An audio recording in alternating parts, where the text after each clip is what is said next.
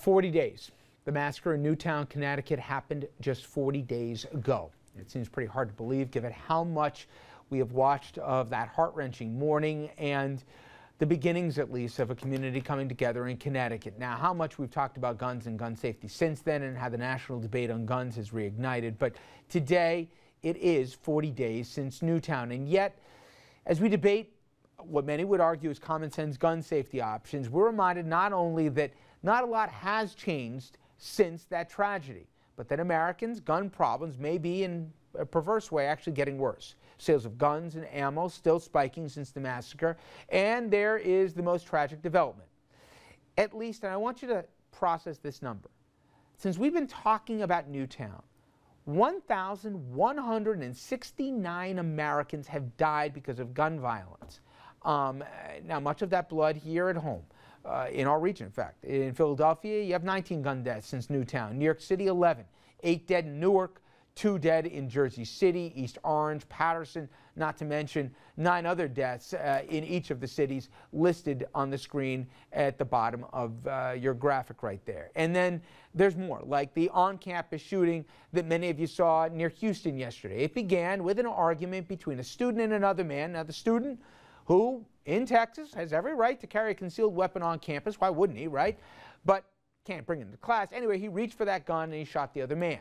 And a college maintenance worker, of course, caught in the crossfire, was shot as well.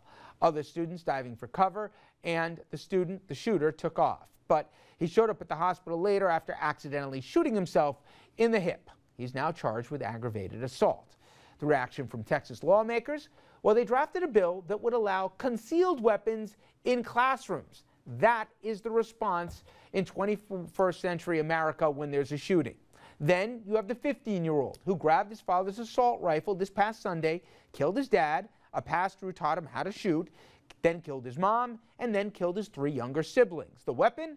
Well, you may remember this, the AR-15, yes, the same one used in Newtown and in the upstate New York firefighter murders when those poor guys were basically brought and basically entrapped and then gunned down.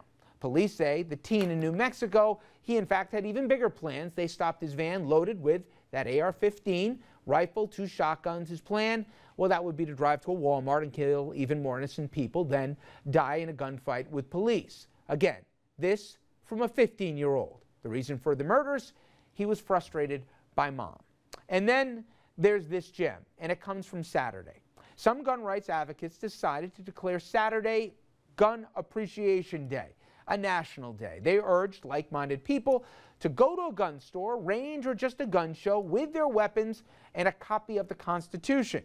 American flags and signs that say, "Hands off my guns," that part of the whole panoply. Now, the event, it was criticized beforehand for being scheduled on Martin Luther King's birthday.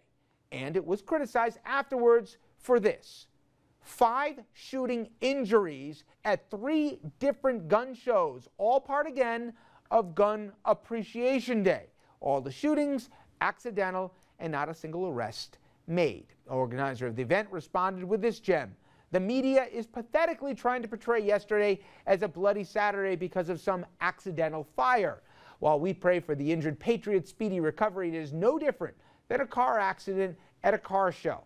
It's an accident not even worth discussing. And guys, after that shooting in Texas, I saw the president of the college, and I'm not in any way demeaning the man here because his school was prepared at least. But this was the response from the president of the university. I just want you to take a listen.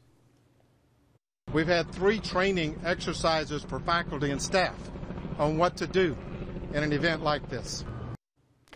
He went on without a hint of shock, without a hint of, oh my God, a student on my campus in broad daylight was shot, or shot another person here and an innocent person caught in the crossfire. But proudly explaining all the policy they had in the eventuality, and if you watched it, in almost the expected incident that there'd be gunfire on a college campus. I know we're not solving any problems here, but is it just me that what we've learned to accept is just not bordering? I don't know how far bizarre it's gotten, but nothing shocks the system anymore. And I always thought, well, Newtown's going to change everything. I don't think so. I mean, Is there anything that shocks us anymore when it comes to guns and violence in this country? Well, you may be shocked to find that Congress may not pass the legislation. Yep. And it won't be because of Republicans. Republicans are stupidly, in my judgment, saying things they shouldn't be saying. Democrats are kind of silent. But if you're west of the Mississippi, you don't want to have to vote on this issue. And it's pretty breathtaking while you were talking, all the imagery. And one of them I saw was a silencer, you know, on That we debated this country armor-piercing bullets, like that should be something that should be available for purchase. But Dominic, he's right. And you know what? The Democrats, Harry Reid, Senate Majority Leader, he doesn't want this vote. He doesn't want assault weapons to be in anything that he's got to vote against, and that's the Senate Majority Leader. You can say what you want about Republicans, but Democrats are either silent on this or you know they're using back channels to the president. Let's do this thing piecemeal, all right? Let me vote for something here, but don't make me vote for this whole thing because I'm going to get in trouble here. It's a bipartisan problem. You're not going to say he can say anything he wants about Republicans, are you? Almost then. It's not only Republicans, it's Democrats as well, as you said. But I'm not willing to give up all hope. Now, this man negotiated the last assault weapons bill, and you might be a little pessimistic, Congressman, but I'm not willing to give up hope. And that's why I almost wish the mayor of Chicago, what's his name? Rahm Emanuel, yeah. I almost wish he was still the White House chief of staff. Because the president has at his disposal many ways of twisting arms to get congressmen, members of Congress, to see light of day. Now, they may be more afraid of a primary in their district, as I see you looking at me there, Congressman. Rahm would probably say, guys, don't vote for it. Yeah. Okay. But I'm still not I willing to make give up you, hope. let's say I make you in charge of messaging at the White House, and I say, Dominic Carter, you tell us what's the best chance to get this thing passed. What do you use when it comes to the messaging, and who's the messenger? I would use Newtown, and again, at this point, I don't think there's any other message you can use.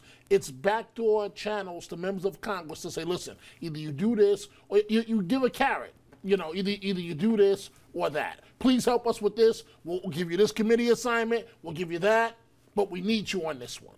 I'm far less optimistic than Dominic is. I think people have just become almost accustomed to this being the norm. You talked about the chancellor at the Texas college.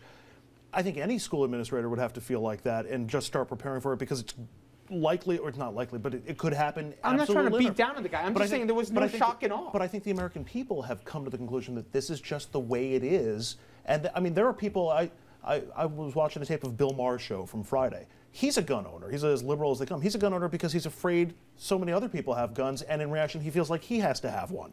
And I think there's a lot of gun owners who feel like that as well. So I think people have just accepted where we are. This is the way it is. For me, the one that killed me was, bad phrase. For me, the one that got me was the gun appreciation Saturday. The celebration of the thing that they're But that's what it's meant to do. The celebration. It's meant to put a thumb in your eye. But the celebration has five people going to the hospital. If there was a barbecue appreciation day and everybody gathered across the country to have ribs and 5 people went to the hospital, there'd be an investigation and there'd be people cracking down on the hot sauce that's being used. Can't do that with guns. If it was anything else that was killing people at this level, it would be an epidemic. I don't think so. Drunk drivers? There hasn't been significant movement to try to we reduce don't drunk take driving? away people's cars. I mean, so I'm just trying to respond to look what happened. But look what happened with drunk driving. MAD was, I remember, 20-something years ago. It was mocked in the beginning. Now, it's not. The perception is, it not only is it not cool, they've lowered the blood alcohol levels in every state in the country. It's not anymore just a slap on the wrist here. And we still have tens of thousands of people killed because of drunk drivers, and we're not going to take away their liquor, and we're ultimately allowing them to drive. But if you lose your if you get caught for drunk driving, you may lose your driver's license, you may go to jail, you may also get one of those tests that you have to blow into the car to get it to operate. Right. Meanwhile, the forces that be in when it comes to gun crime, are trying to make it easier for felons to get guns. Right.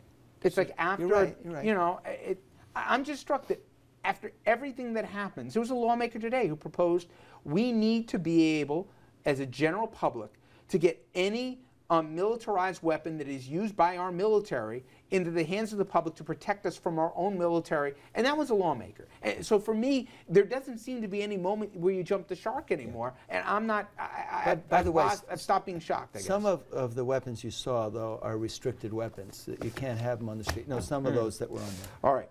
We're going to take a break here, and when we come back, there's no debate on this one.